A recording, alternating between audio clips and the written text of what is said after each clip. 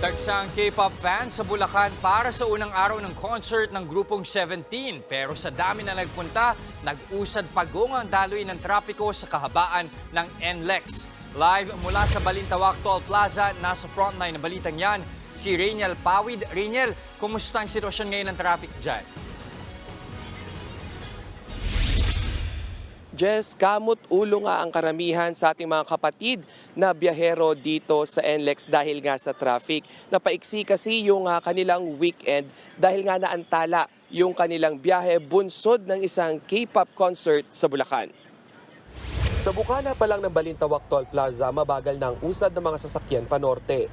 Ang mga biyahero pinaghalong uuwi ng probinsya at mga Pinoy Karat o fans ng K-pop supergroup na 17 na magko-concert sa Philippine Sports Stadium sa Bulacan. Si Rilma na mula pa sa Bacolod, bibisitahin daw sana ang anak sa Clark, Pampanga. Hindi niya raw alam na may malaking concert pala ngayon sa Bulacan. Kaya laking gulat niya na ang dating mabilis na biyahe sa NLEX kapag walang okasyon, naging tila holiday rush ngayon. Halos hindi pa nga kami kumain. Hindi pa kami nagtanghali. Kasama niya rin ang dalawang kapatid. Ang plano sana nilang banding na rin sa Pampanga, mukhang mauuwi raw sa catching up sa loob na lang ng sasakyan.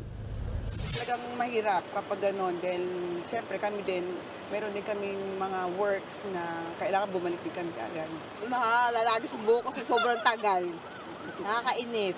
Para pagdating doon, uwi na lang kaagad, di ba? Ayon sa pamunuan ng NLEX, simula kaninang umaga pa ang pagsikip ng daloy ng trapiko sa mga kalapit na entry at exit point ng Philippine Arena. And after po ng toll plaza, meron po tayong slow-moving traffic hanggang may kawayan na ito. Meron mga 30 to 40 kph lang po yung takbo natin dito. Pinapayuhan ang mga motorista na Pabukawi at Santa Maria na gamitin ang alternate routes at dumaan na lang sa Marilao at Tambubong exits.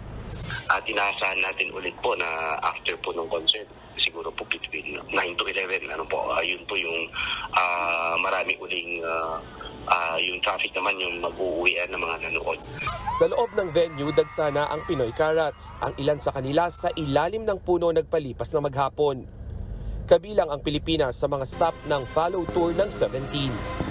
Ligtas at mabilis ang daloy ng trapiko ay siniguro ng NLEX management na may 150 personnel na augmentation team sa may Philippine Arena at kalapit na lugar nito. Sa ngayon dito sa Balintawak Toll Plaza, makikita nyo sa aking likuran na halos 1 kilometro na yung haba ng mga sasakyan simula nga dito sa Bukana. Sila yung pinaghalong mga uuwi ng probinsya at pupunta nga doon sa concert. Jess. Baon lang ng konting pasensya sa mga kapatid nating tutungo dyan. Muli maraming salamat, Rainiel Pawid. Mga kapatid, Jess De Los Santos po. Iba na ang may alam at may pakialam sa panahon ngayon. Para sa tuloy-tuloy na balitaan sa Frontline kahit weekend, mag-follow at mag-subscribe sa social media pages ng News 5.